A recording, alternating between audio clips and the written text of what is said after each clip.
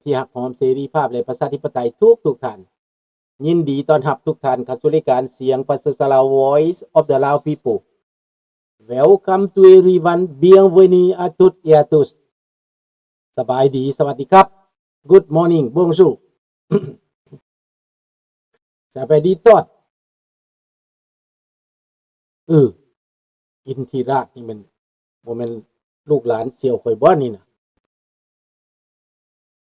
เสี่ยวโตตาข่อยไปแล้ว he passed away แล้วเสี่ยวข่อยนี่อยู่สปริงเดลน่ะ ไปแล้วเสี่ยวตอนเป็นพยาบาลนํกันพุ่นแหละโตตานี่น่ะคนบ้านธาตุอิงหังเนาะเราอยู่หลัก26ไปแล้วไปสู่สุคติภพแล้วเสี่ยวข่อยเอาเข้าเพลงชาติเลยเนาะศาสตร์ลาวตั้งแต่เดิมมาขึ้นชื่อลือชาอยู่ในอาเซียนศาสตร์ลาวผูกพันไมตรีร่วมสา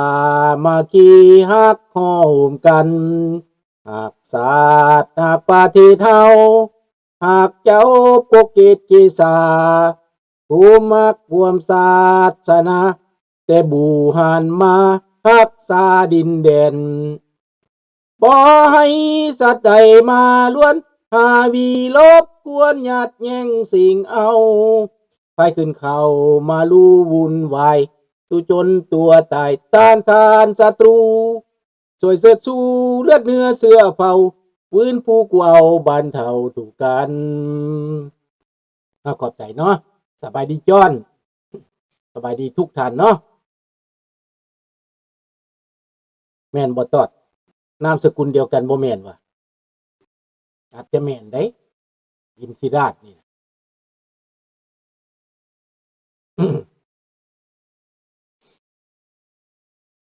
พี่น้องประเด็นในมื้อนี้ข้าพเจ้าติดตามการเคลื่อนไหวทางการเมือง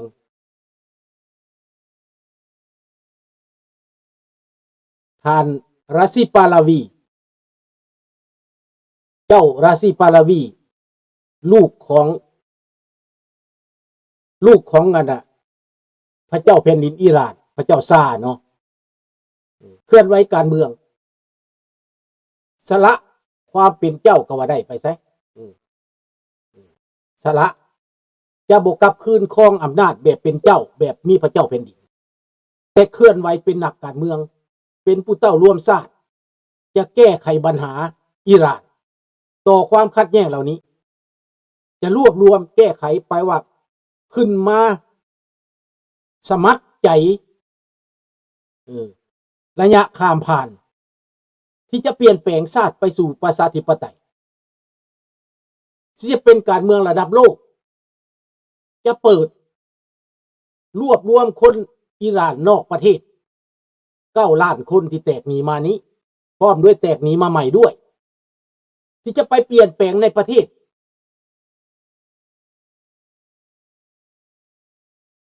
ดังนั้นพี่น้องท่านปาลาวีนั้นได้เข้าพบประธานาธิบดีเซเลนสกี้ในมื้อนี้เป็นการเมืองที่ซ่านฉลาดที่สุดเพราะว่าท่านปาลาวีเข้าไปพบเซเลนสกี้แขนหักและก็เป็นมิตรไมตรีที่ดีสุดพี่น้องครับเป็นมิตรไมตรีที่สุดกับเซเลนสกี้เพราะว่าเซเลนสกี้นั้นได้เจอการร่วมมือของรัสเซียกับอิหร่านทำลายประเทศยูเครนเอาโดรนชาเฮดไปเข็นฆ่าประชาชนยูเครน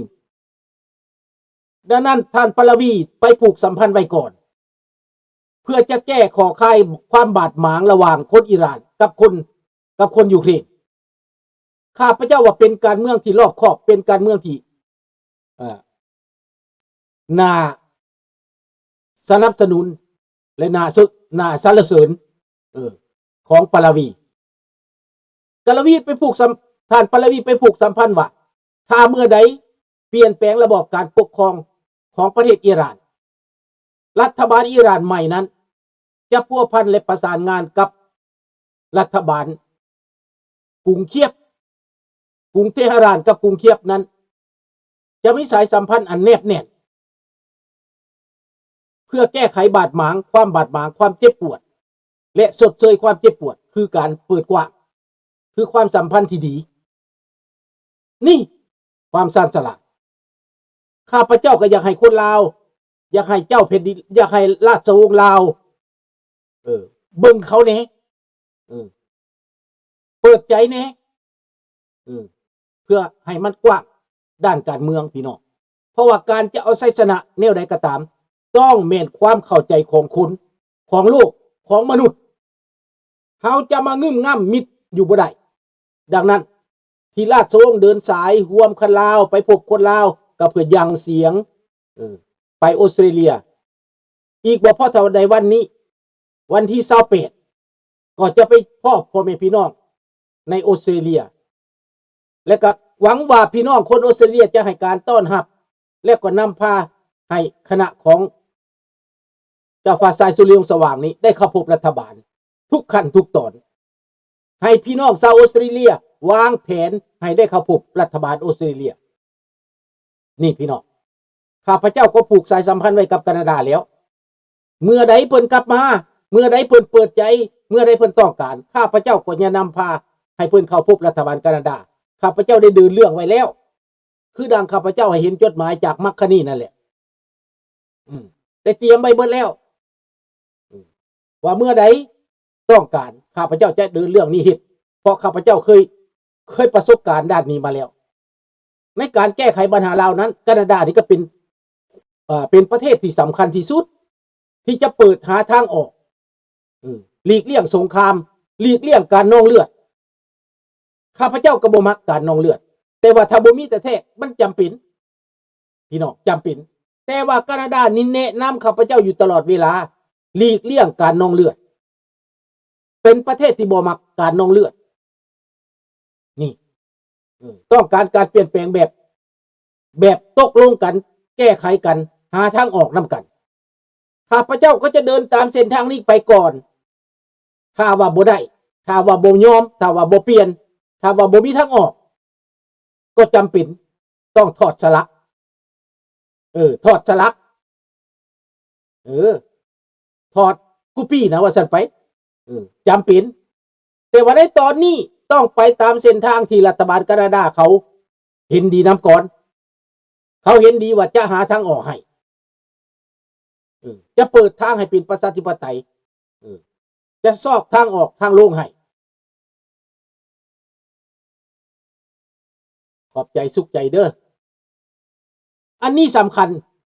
แต่ข้าพเจ้าก็ยังงงว่าคนลาวนี่บ่เห็นบ่สนใจเรื่องผลประโยชน์ตัวเองอินเทอร์เรสของตัวเองเนาะอันนี้แปลกเด้อคนลาวทั้งโลกนี่นะพากันนิ่งเฉยเมินเฉยต่อชะตากรรมของตัวเองของพ่อแม่พี่น้องประชาชนตัวเองหนีตายมาวิตแล้วบ่ให้ความสำคัญก็ขอกราบน้อมให้พี่น้องทั้งโลกนี่ประธานไสสมพรบ่ยอมจะบ่ยอมแน่นอนบ่ยอมก็บ่เป็นหยังแต่เฮาต้องทำหน้าที่นั้นได้ท่านมีบุญมันบ่ยอมก็บ่สนแต่ว่าโลกบีบเจ้าสิไปได้ก็เรื่องของเจ้าเรื่องของเจ้าแม่นบ่เจ้าสิไหวบ่เจ้าสิเก่งปานใดเจ้าสิทนปานใดอย่าสิเอาแบบอิหร่านถามว่าคนลาวต้องการให้มันเป็นแบบอิหร่านบ่ถามเบิ่งยังจะยืดดื้อต่อบ่ข้าพเจ้าว่าดื้อต่อบ่ได้ดอกเพราะลาวบ่ได้มีเงินลาวบ่ได้มีน้ำมันคืออิหร่านได้ลาวบ่ได้มีหยังคืออิหร่านได้คันต่างประเทศเขาบีบนี่นะหนีบไทยปุ๊บหนีบเขมรปุ๊บหนีบเวียดนามปุ๊บหนีบลาวปุ๊บลงโทษไปรอดบ่เจ้าไปบ่รอดได้มันอยู่บ่นี้บ่เรื่องของมันเครื่องไม้เครื่องมือมันให้แคนาดาเดินสายแม่ขนาดเขาเดินสายต่อต้านแอฟริกาใต้ตะกี้นะแต่เข้าอัปเกตนะแคนาดาได้เป็นหัวหอกได้บีบต่อบีบไปบ่ได้ยอมจำนนเห็นบ่ เขาแห้งเก่งกว่าเราจักเท่าจะวะคันแคนาดามันเดินแล้วนะเพราะว่าแคนาดานี่ฮู้ปัญหาเราดีได้พี่น้องแคนาดานี่เป็นประเทศกรรมการกลางเรื่องความเป็นกลางของเรานี่แคนาดาเป็นกลางได้เป็นกรรมการกลางได้บ่ได้เอาทหารเข้าไปตีประเทศลาวได้บ่ได้แคนาดานี่ได้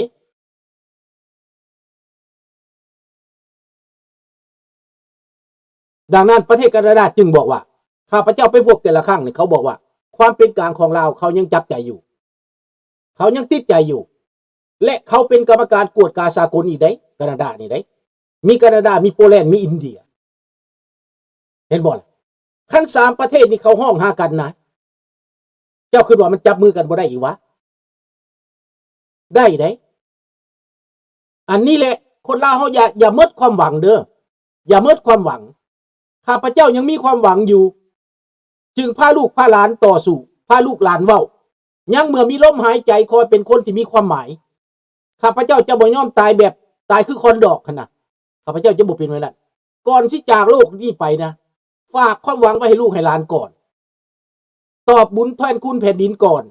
เฮ็ดคุณงามความดีก่อนว้าวความจริงก่อนดีกว่าจะมาปิดบังมีบางคนนี่อยากเจิดไปหาลาวแดงพุ่นเห็นเขาได้เห็นเขาดีเห็นเขามีอยากแล่นไปหาเขาเห็นเขาขายบ้านขายเมืองอยากไปกินน้ำเขาอันพวกตายบ่หลาบนี่ข้าพเจ้าบ่เอาแบบนั้นนะพี่น้องมีใครเห็นดีน้ำแน่ถ้าว่าลูกสุนทรานี่ไปยอมจำนนแล้วไปขอกินน้ำเขาไปขอแห่นน้ำเขาน่ะดีบ่พวกเจ้าคิดว่ามันดีบ่แบบนั้นคิดเอาเด้อพี่น้องเด้อข้าพเจ้านี่บ่เห็นดีนะแนวมันบ่ถูกต้องนะ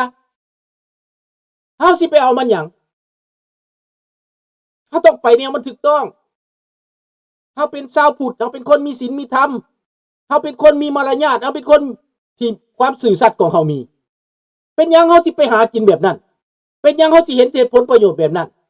มีบางคนโอ้ยบ่ต้องไปซื้อดอกเมื่อลิ้นสาวอยู่เมืองลาวหุ่นบ่อึดว่าจะมีเงินว่าซั่นจ้างไปโลดเฮ็ดไปโลดคิดไว้นั่นก็มีคนแต่ข้าพเจ้าขอโทษข้าพเจ้ากินบ่ลงสันบ่ลงสังเวยบ่ลงแบบนั้นน่ะและข้าพเจ้าก็บ่ได้มักแบบนั้นข้าพเจ้าบอกว่าคันประเทศเปลี่ยนแปลงคันประเทศเป็นประชาธิปไตยความสุขของข้าพเจ้าคือตัวนั้นมันบ่ได้เป็นความสุขเห็นแก่ตัวความเห็นแก่ตัวนะมันแม่นอันอยู่ใส่ก็ได้ดอกอันนั้นน่ะแม่นบ่ล่ะคิดเบิ่งดังนั้นมากที่ท่านปาลาวีราศีปาลาวีเดินทางนี้ถึกแล้วเต้าร่วมคนอิหร่านทั้งนอกทั่วโลกสบายดีโดจิกและก็เปลี่ยนโอปินิยนทางการเมือง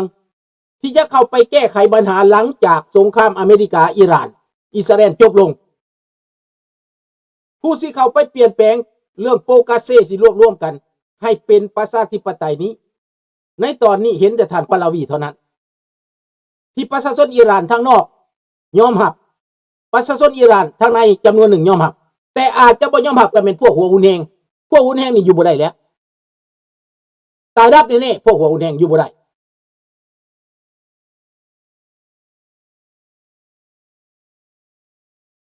ครับขอบใจหลายๆเด้อ JPS เนาะ JPH เนาะ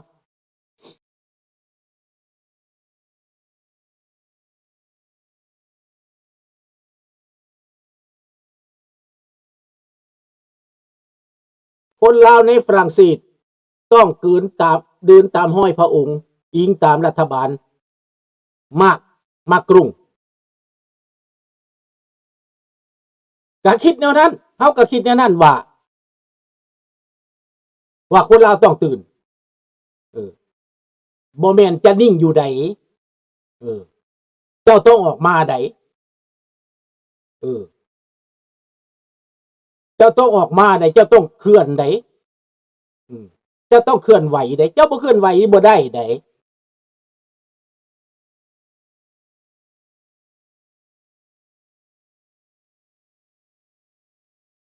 ดังนั้นพี่น้องการเคลื่อนไหวการเน่งติงนั่นน่ะประเทศที่เนิบที่สุดประเทศที่กล้าเฮ็ดได้เนี่ยข้าเจ้าเตรียมพร้อมแล้วสวัสดีซักสบายดีบ่น้องชาย